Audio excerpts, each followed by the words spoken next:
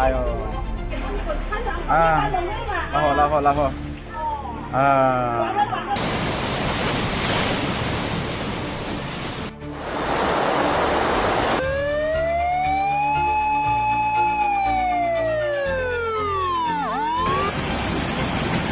China's nightmare begins typhoon. Koumei submerges Hong Kong, millions at risk. It started with a storm, not just rain, but a monster in the sky. Typhoon.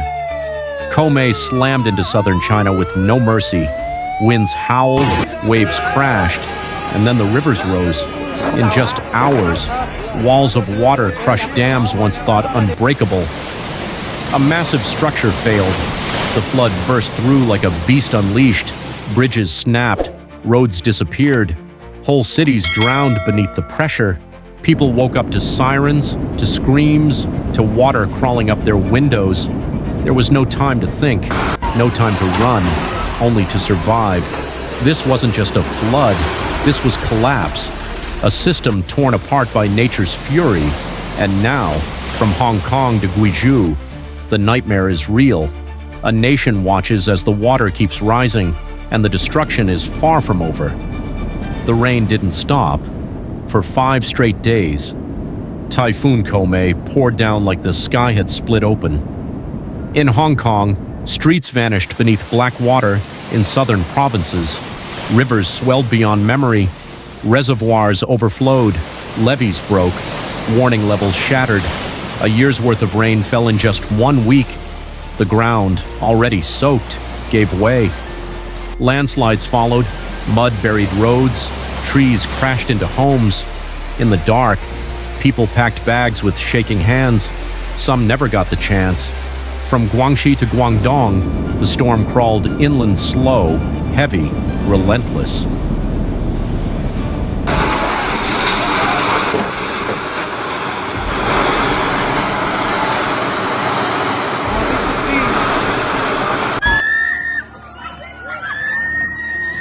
The weather wasn't just extreme, it was unnatural. It felt endless. It felt angry. And as the clouds lingered, China braced for something worse. Because when the rain didn't stop, the disaster had only just begun. The destruction hit hardest where the land was lowest. Guangdong, Guangxi, Hunan. Entire districts vanished beneath the flood. Streets became rivers. Town squares turned into lakes. In rural areas, rice fields disappeared under brown waves. In cities, underground parking garages filled like tombs. Yanling, Huizhou, Wuzhou. Their names now echo with loss. Power stations drowned, hospitals shut down. Emergency calls rang and rang with no one left to answer. Bridges twisted like paper. Highways snapped in two. Trains stopped mid-track, abandoned in silence. In some towns, water climbed to the second floor in less than an hour. People climbed onto rooftops, onto trees, onto anything that still stood. But the water didn't care. It kept coming, kept rising, kept swallowing. This wasn't a floodplain. It was a disaster zone. Then came the collapse. The great dam in Guangxi cracked under pressure. Warnings were issued, but too late. Water exploded through concrete, roaring into the valleys below. In seconds, villages vanished, roads washed away, crops destroyed. Downstream, a bridge crumbled mid-traffic. Vehicles plunged into the current. Survivors clung to guardrails as the structure disintegrated beneath them.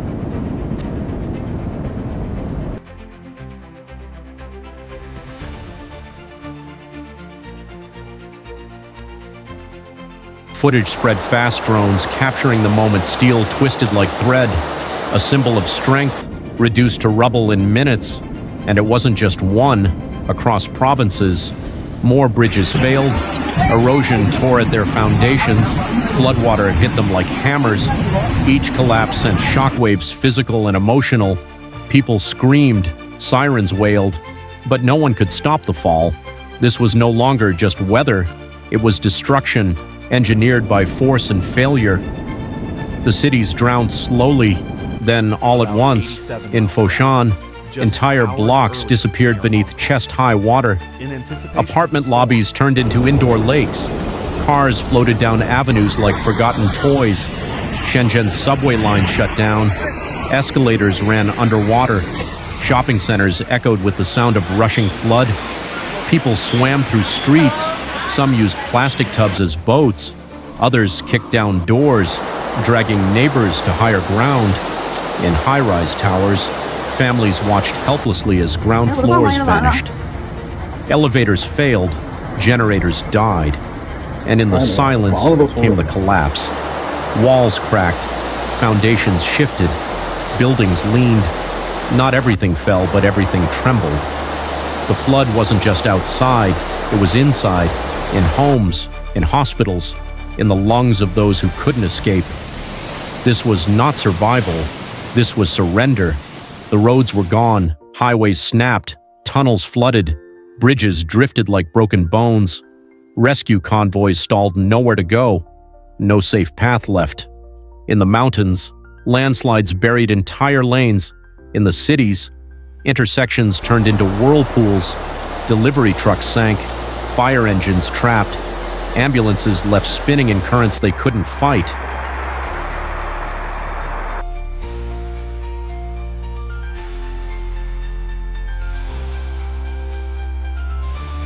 People walked for miles through knee-deep sludge, carrying children, elders, supplies.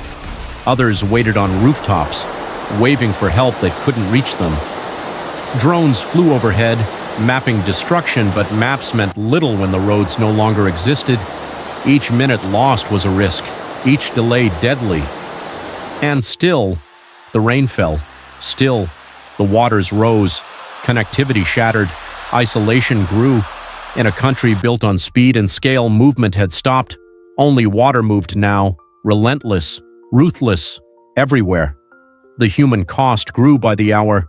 Dozens confirmed dead, entire families missing, names posted on walls, shared in whispers, shouted into the void. Over 100,000 people displaced. School gyms turned into shelters. Tents lined highways. Mats on wet concrete became home. In the chaos, children cried for parents. Parents searched for the lost. The elderly sat silent, staring at nothing. Aid struggled to arrive. Roads were gone. Power was gone. Even phone signals vanished. Volunteers carried food on foot. Rescuers moved by boat. Every life saved was a miracle. Every delay a death. This wasn't just a flood. It was a rupture of families, of cities, of everything people knew as normal. And still no one could say when it would end. Warnings spread faster than the wind. Red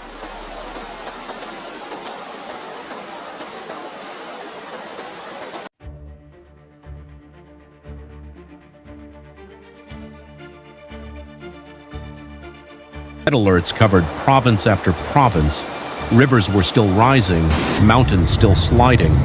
The worst was possibly still ahead. Meteorologists called it unprecedented. Officials ordered more evacuations. Entire districts were told to leave immediately. But how do you leave when the roads are gone, when the bridges have fallen, when your world is already underwater? Some refused, others had no choice. Buses filled with soaked belongings, boats pulled families through alleyways, helicopters circled, blasting speakers, prepare, move, survive. But fear moved faster than orders. Rumors of more dams at risk, more rain incoming, more ground ready to give way. Every hour brought a new threat. Every decision carried a cost. This was not the end. This was escalation. As the waters slowly pulled back, they left behind a landscape of ruin. Mud covered everything. Streets, beds, memories. Homes tilted at broken angles. Walls crumbled. Floors cracked open, appliances rusted in place.